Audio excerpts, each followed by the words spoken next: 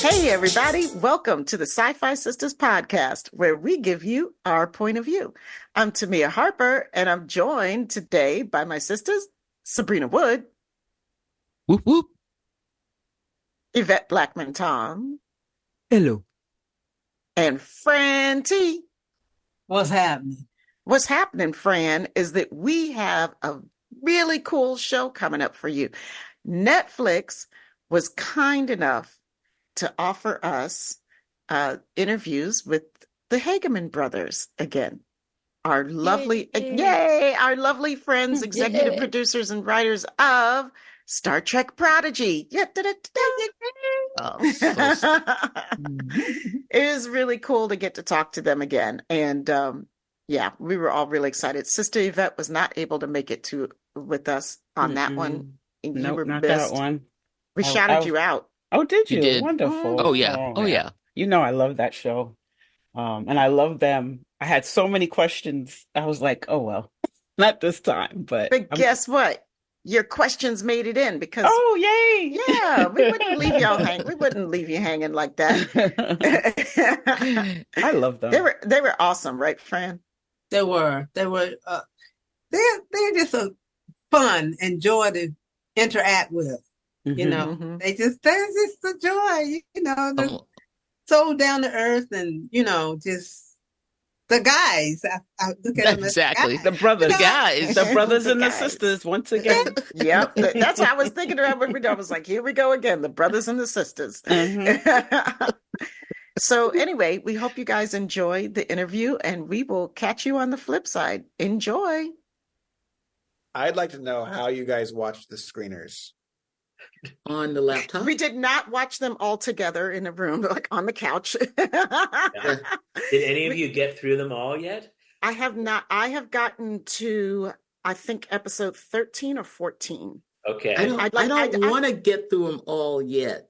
Yeah. I really don't. Favoring stop. I I wanted to, don't want to spoil anything in this conversation. Oh so- no, you can spoil everything, but It's okay. It's okay.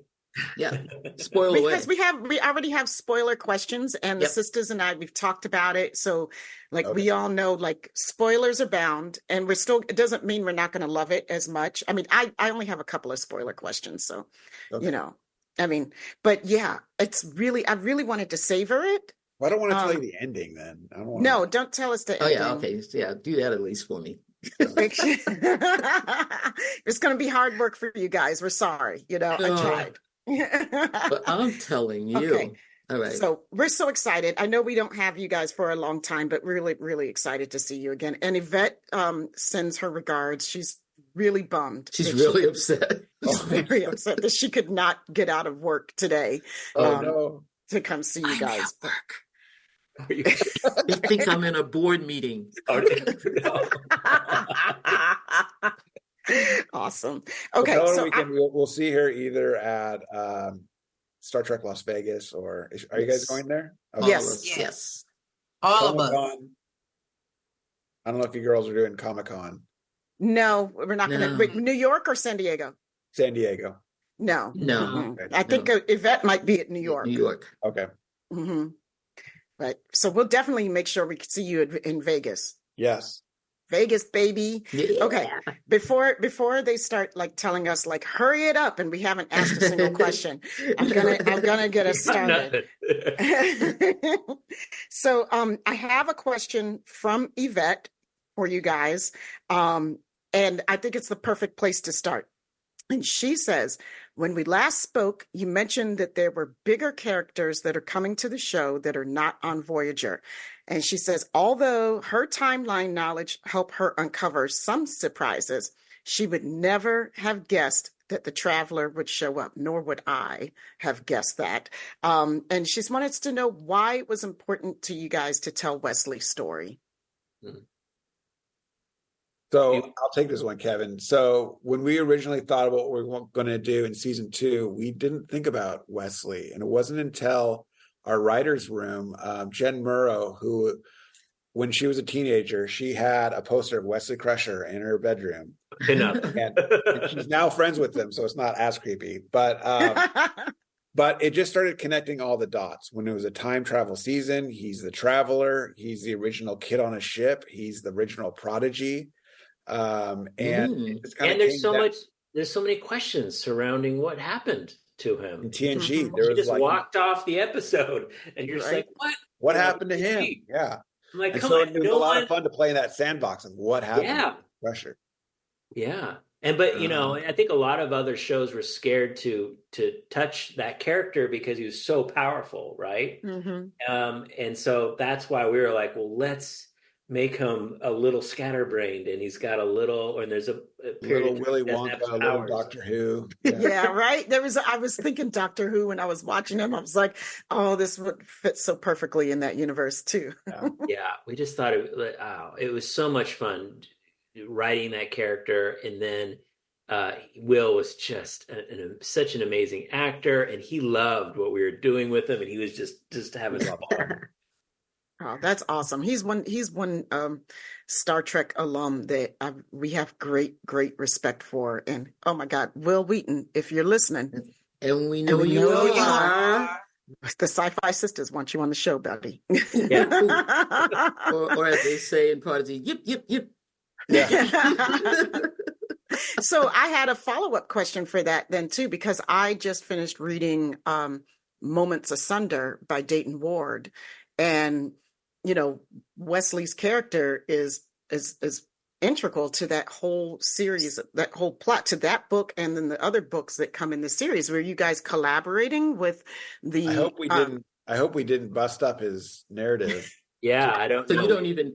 We haven't. We hadn't. We weren't familiar with it. We were. Oh my word! Get out of here. No, yeah, no. We created it all within our room, and as we were writing season 2, Akiva and Terry from Picard called us up, and we're like, well, we were hoping to do something, with Wesley, but we heard you guys are doing a lot, and so we were talking, and we helped them a little bit with their sort of scene that they included with him, and then we were learning about Jack, this character of Jack, and he's going to have a brother, and so how can we kind of give a nice nod to Picard and them? So it worked out nicely. Wow. Okay. Wow. Because you guys have to, if you haven't read that book yet, please read it. It's like the rest of my question was, I love how these episodes with Wesley dovetail so perfectly with the books, including the creatures and the plot lines. Was probably reading the scripts, though. I think.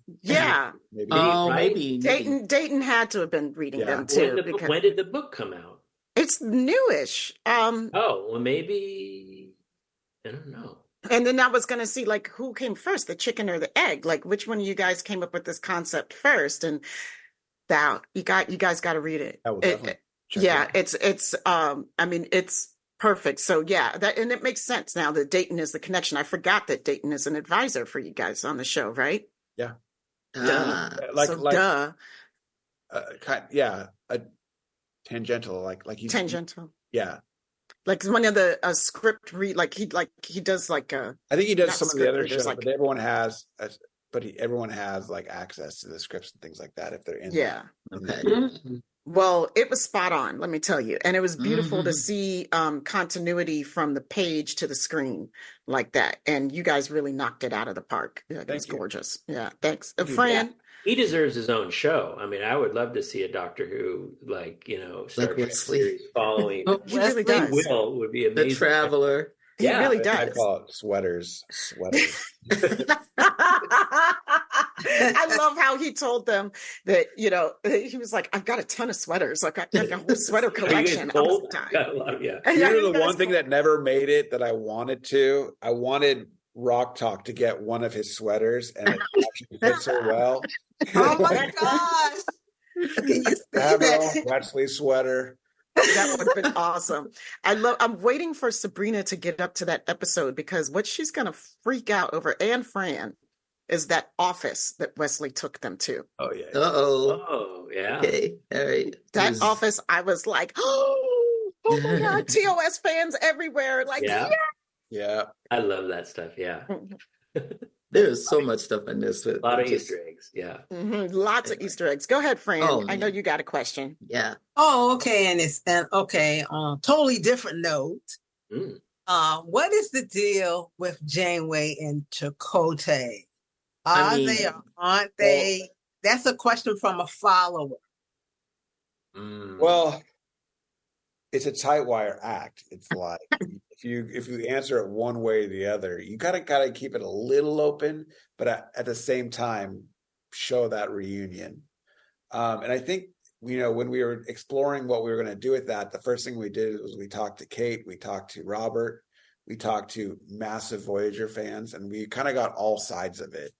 And I think the biggest advice I thought, was talking to Kate, and she was like, the love between Janeway and Chakotay is bigger than a relationship love. It's A romance.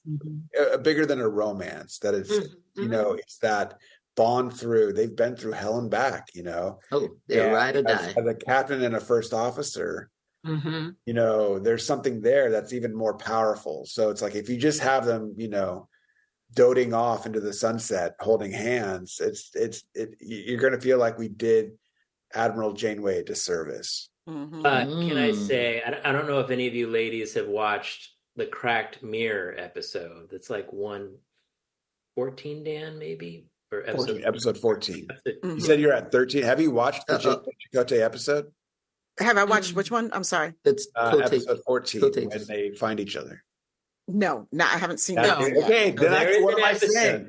There is an episode that I think episode 14. Yes to everything my brother is saying, but it's my favorite episode. You stopped at my favorite episode. We have an episode that delivers a lot of really good stuff. Oh, baby! I cannot. Okay, we may have to watch that together. Oh, we're clever. We were clever. You should watch it together. I cannot wait for you guys to watch it because Sabrina, you got a lot of catching up to do, you and Fran. I know. And I plan on continuing on. Here's the thing. I really wanted to savor this season. I love having episodes released weekly, and to give you a chance to really sit in it and talk about it with everybody and enjoy it. But so we got a dump, right? Okay, that's okay. We got a whole season dump. I only binged a whole bunch of it so that I could talk to you guys today. The rest of it, I'm pulling back on, and I'm 22 episodes a week. Waiting a week for 22 minutes doesn't feel like enough. It feels you got to do it. Remember, episodes. It used to be 2 episodes. It used to be like a 1 hour episode. It used to be very closed ended. You got the whole thing, and then the next episode, it felt like you're back at zero again with the characters, right? And ours is so serialized, and it's only 22 minutes. It's really hard to wait. I agree. I understand the appreciation, but I think there will be a lot of people who will just, you'll have even a deeper experience because you can just get on this ride, Well, that's what yeah, go ahead, Sabrina. Yeah, I think that's true. I think it was true for me with watching Voyager itself. I think I got a deeper experience watching it as a binge show than I did when I watched it as episodic. But you got to remember, you got 2 boomers here, and we are used to waiting for a week for a half-hour show that was going to be, a story. And, we had a whole summer we had to go through. So for me and Fran, this is candy. But we had an episode that was secretly titled Boomers. I think it was... It's the Boomers episode. I think it's. You guys have it. It's in the back 10. Yeah. It's in the back. Okay. Oh wow! I think it's called Touch of Gray. Isn't it called Touch of Gray? Touch of Gray. There's an episode called Touch of Gray that we would always refer to it as like it's the Boomers episode. It's like the kid characters get in trouble, and then it's like and the adults have to. It's Janeway and Wesley and Doctor and Chakotay having to hike up a mountain. Oh, wow. I love that. But I think that one of the things that I know is that I'm loving it so much. I want to drag it out for a little while, but I don't think I'm going to be able to. Because like you said, you get on the ride and you just want to keep going. It was so easy. I was up till 3 o'clock in the morning last night, watching Prodigy. And like, I was like, oh my God, I'm so tired, but I have to see the next one. I think what's good is that these characters are binge. so infectious that like you want to be with them. So even rewatches are like, my wife rewatches Troll Hunters all the time. She's like, I just love these characters. And so if you love the characters, it's like Right. you just rewatch it and you just get the warm fuzzy feelings of, camaraderie. All Well, I the have time. one last question for that. I love what we're doing this season with Gwendella. Yeah. And so first season, she was like the runaway, she's like the bad girl. She's the runaway. And this season, she seems to be this trope that I love. The young girl who has the weight of a world on her shoulders. She's like a Joan of Arc. She's like a Princess Leia. She's like, but I wanted to know the episode, The Dauphin, where Wesley, again, falls in love with the young lady that comes on the ship. She's a princess and she's got this bodyguard with her. We don't know that the bodyguard is like a monster, but and he falls with this young woman. Did that any inspiration? Did you guys think about that episode when you wrote this season for Gwen? No, we just knew that. I mean, she literally had the weight of the world on her shoulders, with Solemn being in flux, in the sense of knowing that your home world, in which you've never been to, is about to have a civil war. You need to go back to the Dauphin. It's up to you to make sure the civil war doesn't happen. And then I don't know if you've seen the first couple episodes, but that got wrong very quickly because of Essentia. Let me tell you, I want to just bow down right now, because you guys know you're the reason why I like animation now. I had a problem. Hey, we're not going to go there. Love this. I'm telling you, I had to stop the tape when we went into the elders in the room where the two elders were there, and I just had to look at that whole thing. I'm sitting there going, who are these people that is drawing this? This is so beautiful. This show is gorgeous. This show remains just Benny Bond. beautiful. There's a very talented our supervising director. He just has an eye for this stuff. Oh my God! It's everything. The faces, the designs, even the heirloom was just like, when she showed it to her father, I was like, boom! I got this, Dad. I was like, whoa! Love this so much. I just wanted to thank you guys. It was just, I love your exuberance, so thank you so much. I mean, we're talking about a show that appears to be a kid's show, but it's so much more. And these 2 days have been, hearing for the first time people who've actually watched it. You guys are the first. Oh, absolutely watched it, like to the detail, like run it back, see it again. Wait a minute, what was that? That's what I'm looking forward to. I'm looking forward to my second watches, because the first watch is like, I'm just gobbling it all up. Like, what's the story? Who's going where? Where's the action? Like, da-da-da-da-da. What are my themes? And then my second watch through are the ones where it's like, look at that detail. Look at this. Now, Sabrina, like, she's a cinematic watcher, period. That's her thing. So, Fran, I am too. I love watching movies, and Sabrina and I are on the same page with that.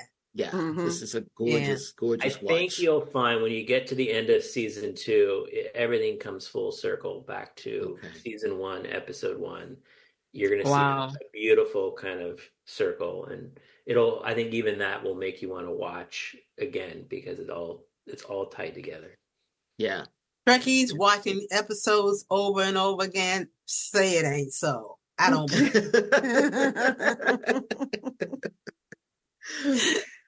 I mean, that's like our lives. No, it's like, I'm so happy now that I have to watch episodes over and over again, so I don't have to explain myself to people in my life, like why I'm doing this. Like, it makes us have a reason now. It makes us so happy. That was one of the first things we've talked about. We're like, Trekkies are completionists, so even if the people who are resistant to watching this show, they're going to watch the show at some point. Yep. Like 10 years now, there's going to be Trekkies going to be like, well, I guess I'll watch Prodigy. And then they're going to watch it and they're going to have the same experience. They'll be like, why wasn't I onto this train at the very beginning? I never understand the people online. Yeah, I never understand the people who are so resistant to new Trek shows. I'm like, it's Trek. It's new. I mean, like I have never once. Yeah, like I have never once in my life said that. I have never once in my life not been excited for a new Trek show. Not once. I do not understand these people. I'm like, you might not like it as much as the other ones, but that doesn't mean I'm not excited for it. But I mean, I think that Prodigy is, we said it before, we've said it to you guys a million times. It still remains We'll one listen of our to it a million more times. it's one of our favorite series Thank because you. this is the perfect introduction to Star Trek for people who don't know Star And Trek. animation for Sabrina. And animation for those folks, but also, it's a beautiful love letter to Star Trek as well. I mean, the storytelling is just so good. You guys, again, like you're tackling, and what I love about it, we were talking about it in one of our shows before about things that books or media that are stories that are supposed to be for kids that do not talk down to kids, like Madeline Lingle and other things that, like, you're talking about serious issues. There's loss and all these things that you're dealing with that are hard topics to discuss. And I think that is so perfectly in keeping with the Trek tradition, but also the Trek animated tradition, because that original animated show was not really for kids. They were talking about some amazingly complex issues, and I feel like you guys are doing the same thing. I love the original in the 70s. I watched it. It was original good. Animated. The animated, the original POS animation. We just added glitter. We just add glitter. Same Shiny concepts, more glitter. But you guys have some of the best Easter eggs, though. And I'm still laughing every time they say the Temporal Mechanics 101 had to be my favorite. My favorite repeat line. You haven't read Temporal Mechanics 101? Well, then we kept getting the note of like, how is a 6-year-old going to understand this? We're like, don't worry about it. Don't worry. Then we get the lovely surprise of seeing our friend Dr. Aaron McDonald, and then that was so cool. I would want to learn temporal mechanics from Dr. McDonald.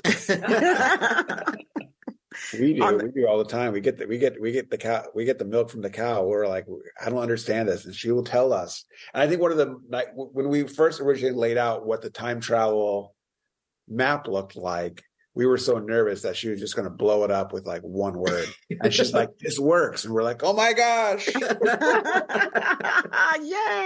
The science is real. The science is real. I know that. And I know that, Fran, you had another question, but I just want to say, like, there's a ship that I can't wait for Sabrina. It's like, you guys give us a new ship this season. Oh, yeah. I know. Yeah. I love Infinity? Yeah. I love it. I saw it. Let me tell you. Okay. Yeah. That is like, it was a classic Star Trek, scene. Here we go to the shipyard. We're going to see the ship in the thing, whatever. And I was like, it's Voyager. Then it was Infinity. Then it was Infinity. I know. There's another one. There's a ship. Then it was Infinity. I'm like, ship is in the ship. What are you doing to me? It was just as good as the Proto Star. So was a new ship like always in the works for the season, or did it just? I mean, well, yes, but we knew that we always wanted to get back to the Protostar again. Yeah. But it was going to take some time. We didn't want to just have episode 1, season 2. Hey, here's another Protostar. Like that. The new ship could be sexier than the Protostar, so it had to be right. Yeah. And so when we did the Infinity, it was sort of like we wanted to make it cool and different, but also we wanted it to be small and cramped, and we wanted the characters to be like, oh, this isn't the Protostar. Like the Defiant was. Like the Defiant was. And also it needs to look like it go through a wormhole, so to speak, right. Yeah, it was. Oh, love the strap-in scene. I love how rugged that ship looks like. I mean, it's like a Jeep. It's like the Jeep ship. Exactly. That's what it looked like with a Rubicon all of a sudden. Yeah, it looks like Alien Ridley Scott more like, I loved all of it, man. I'm telling you, that was just so cool. But, and I was just, I ended on 2, I admit it. But I'm sitting there like this going, I gotta go. I couldn't see the next one. I had to get to work. And I was just dying. I'm like, shenanigans start at episode 2. Oh, you can't have wormhole things going on and then it gotta go. That's so I'm excited for you. You got 18 more episodes to go, Sabrina. Yeah. Yeah. I'm like a little kid. So we got the last question, because I know they're going to start booting us off soon. More. Give me more. Here's more money. We'll get there. Okay, it's like we love the overarching theme of being stronger together. Can you talk about why this is an important thematic element for this season? Being stronger together for this season specifically, or the entire show? Either one, but I mean, it fits for the entire show. But I really see because it really strong for this season. I felt like from the very get-go of the whole show that communication was so key, because in our time, in our country, that there's so many people not talking to each other, and they've created these battle lines in which they just see the other side as the enemy. You know, and again, it goes back to Gene Roddenberry of like, our better angels are out there. We will get past these things. And I think that was what we wanted. We're like, we needed to come together. As much as we hate each other, we need to come together. Right. We need to put it onto a small ship and be told we're going to die without each other's help. And that's the way it's going to happen.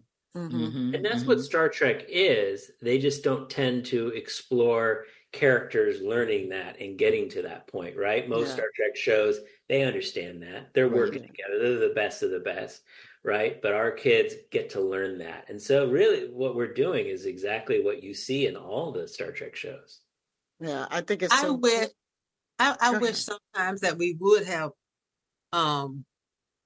aliens just land like the Vulcans did, you know, and then we as a globe, as a world, would have to come together because we realize we're not the only people, only beings out there. So it has to be global, you know, because in most of the sci-fi movies that you see, the old ones, the new ones, the Earth comes together. Yeah. And they mention all these countries and, you know, and everything, but that's my wish. I know it's not going to happen in my lifetime, but I just, we need like a universal translator for politics, right? You know, we do. So I wish, like you say, we're such a divided in America and all over the world. We're so divided, and that we are stronger together. You come together and you can do more. There is strength in numbers, right? So thank you for that too. I love how you guys tell that story though, this season, especially like we've got a new Vulcan. What's her name? Oh, come on. Yeah. Majel. Majel. Yeah. Majel. Which I think is a beautiful nod. I mean, you guys said there's so many beautiful nods this season to, and there's some other characters that I decided I wouldn't ask about and not spoil for my other sisters because the Birdman. Oh, I love him. Love him. He's so cool. And I love how Jankum just can't stop himself from It's so good with the bird puns, you know. But but I mean, it's like through these stories, you got this Vulcan who's like with the cool kids, you know, and then suddenly thrust with the nerdy outcast kids. With the Never Squadron. Right. Never Squadron. Never Squadron. Do we call it that? Never Squadron. I like that. Would have been great writers. Going on the cock made me plant. I was like, if I heard that in the writers, if I heard that in an episode, we would have used that, Sabrina. Nova Squadron versus the Never Squadron. Never Squadron. Oh my God. And you know how I feel about Vulcan. So I was like, oh no, here we go. So, but as soon as I heard her name, I said, oh, she's got to change because she's got that name. Yes. You know, and she's a vehicle for looking at this coming together. And then how through Gwen's story, you know, there's that whole repeated, like, you got to get together, you got to be together, you know, like they're literally physically separated when we start this season, you know, and it feels, and I can say like, it just felt wrong. You're yearning for her to get back with the gang. Yeah, absolutely. I think there's a time when we were writing it and we're like, Michelle feels a lot like Gwen in the group of the tall, you know, badass adult in the room, not up for shenanigans. Which that was an unexpected thing. I don't think we planned on that, but we couldn't really change it because she was Vulcan. We wanted a Vulcan. We wanted to introduce a Vulcan character because for someone who's new to Trek, who is their guiding light of Vulcanism? Right. Spock. Yeah. Yeah. It's always fun to But have someone who's never seen Spock though, like who's Oh, I contrary. see like what a you're new saying. viewer, like an A new 8-year-old. viewer. Okay. Right. Just so here's a little tidbit though. You'll notice Michelle's hair has the white streak in it. Yes. So we never really say it, but she's a descendant of T-Pole from the Original series. Of who? Oh. People? Her name T-Pole. People, is it? when T'Pol or the T'Pol? Oh, the marriage. Late. she had the white in her hair, The and marriage. Spock had to battle. Was it Mhm. Kirk, I think? Yeah. Yeah. Get married and Anyways, she's a royal. She did have a gray streak in her head. Yes, she did. She had a big I white. forgot about that. That's a cool little It nod. is. That's The No show wonder is she came filled in with there. those little things that you will not catch on one We view. didn't have time to right talk on about one it. And that's view. why we have to go back and look again. Got to go And back. And again. It's rich. Got to go back. Yeah. I'm getting All that. right, I'm this is getting it. that We're we getting need it. to wrap. We all got it. Yeah. Y'all got Hageman, it. shut up. Yeah. We need rap. Well, that always sucks. They try to wrap us each time, but All right, but Star we're just Trek gonna- Las ignore Vegas. it. Why Make it you happen. got to Go. come back to the show? That's why you got to come back to the show and just run your mouths. Yeah. But I mean, you know how much we love you guys, and we're so proud. We can't wait for everybody to see this season and enjoy it as much as we have, and we'll continue to do. The work is phenomenal. I hope you guys are Absolutely. very proud, because we are, and this is our jam, and we're so glad. And also, congratulations on being saved. This Yeah. show deserved to be saved, Oh. deserved to have a new Yeah. home, and we deserved as viewers to continue seeing these stories. Well, thank you. Exactly. It's because of voices like you going out there and spreading the gospel of Star Trek Prodigy. So thank you guys so much. Yeah. you're Imagine if welcome. this was just sitting under a rock and no one could see it. Oh. Like, it's so See, I good. can, So I fun. cannot. I cannot. That's No. that's what our horror, my nightmare. Like Yeah. so, no. That was But all of our nightmare for a little bit. Yeah. we can't wait to see you guys in Vegas and have fun with the rest of the day. And thank you so much for your time, as always. you. Wonderful to see you ladies again. You Great too. to see you too. Thank you. Bye. Thank you. Bye. Bye, guys. Bye. All right. What did you guys think? That was awesome, wasn't it? It's always great to talk to the brothers. They are they're so funny. They know so much. They're so interesting. I just love it. I love it. And that is just my favorite little show. No. And I can't. Oh, wait. Wait. I'm still like, my favorite little show. I love it. I love it. I don't Yeah. care what you say. I don't care. I just everybody love, knows. I love that the fact that you love that show now. Because, I mean, I remember when you were like, Mhm. Animation version. Bill, it's going to be a day when you like Thunderbirds Are Go, and I'll remind you. no, ma'am. No, ma'am. No, ma'am. Creepy looking. Puppets. No. No puppets. It's the hairs on the back of my neck. Oh my God! Not Thunderbirds. I think they're on Pluto too, or something. I think I ran across them by mistake. I'm like, oh, Thunderbirds. Stop. Let's still go back to the brothers. Okay, let's please. Okay. Anyway, so you all please watch Star Trek Prodigy on its new home on Netflix and support it, so we can, if we support it, then we get another season. Yeah. And Yes. this show is amazing. This season 2 is, I mean, Woof. y'all. Oh, And Man, there's just so beautiful. many great surprises coming up in this season. The everything makes sense. Like the story Yeah. works together really well. It also works really well with Dayton Ward's latest book, with Moments Amazing. Asunder. Wow. I mean, like, I'm just telling you, there is just, you guys are gonna love it. Yeah. And I honestly suggest that you binge that whole season. Because first of all, if you don't binge it on Monday, you're gonna get spoiled. So Right. I mean, Straight up.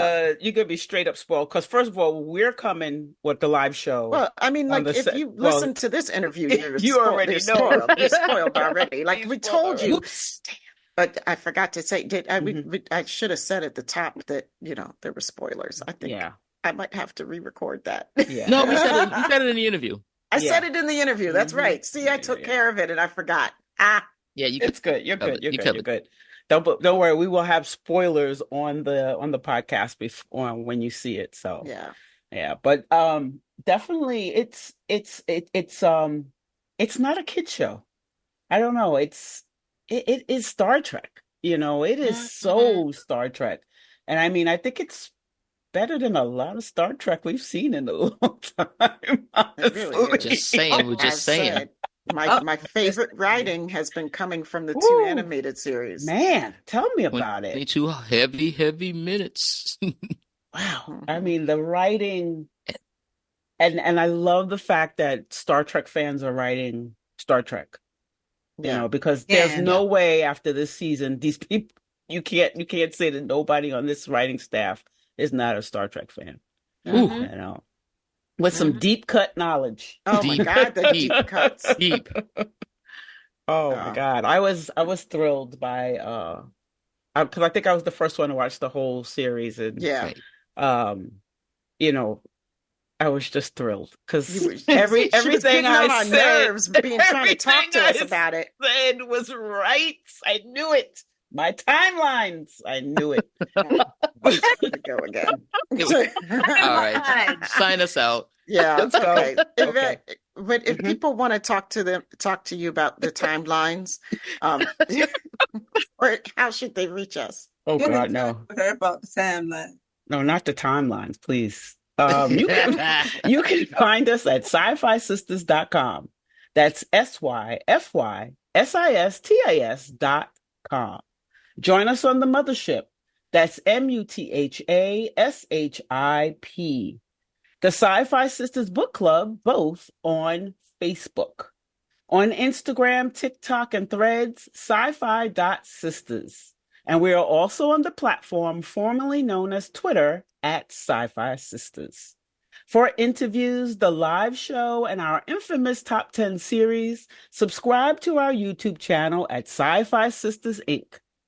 Become a patron of Sci-Fi Sisters today at patreon.com/Sci-Fi Sisters.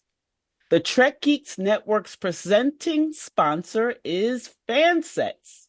Go to fansets.com for pins and memorabilia from all your favorite franchises. Visit fansets.com and use Trek Geeks, all caps, for your exclusive 10% discount. After listening to this podcast, please rate us and write a review. We may just read it on an upcoming episode. And of course, we'd love to thank our associate producers, Karen Germera, Stephanie Baker, and Sailor Marge. Thank you, guys. We love you. We appreciate your support. And we gotta thank the baddest engineer in any and all known universes, Dose, the anonymous one. The Dose. He's responsible for all the music you hear on our show, as well as our production services, production stuff. You can reach him on Instagram. Hit him up. He's at dose_the_anonymous_1. That's the number 1. And that's it for us this week, y'all. We love you very much. Thank you so much for listening. And peace, love, and hair grease. Hey, everybody. It's time for the shorty shout-outs. We'd like to thank the following patrons for their support. Anna Post, Susan V. Gruner, Mohammed Noor, Sue K., Karen Dramera, Daphne Balston, Eve England, Dave Gregory, Timothy Baum, Kilt Check, L.M., Howard Hogan, J.R. Poole, Ann Bradley, Scott Jensen, Jamal Taylor, Starbase Centaur 4210 Productions, Stephanie Dole, Sailor Marge, Stephanie Baker, Kaylia Zawacki, Liza Albright, TJ Jackson Bay, Olga Kravchuk, Peter Heisler, Olda Klein, Jeffrey Cochran, Linda Anderegg, Zakia Graham, Bill Erickson, Rita Passant Nethersole, Kathy D, Kendra Stranad, Rhonda G, Bernadette Garcia Galvez, Tara Jefferson, LJ, Domestic, Bruce McMillan, Cassandra Gerard, and Mike Nauer. Thank you all so much. We love you. We appreciate you.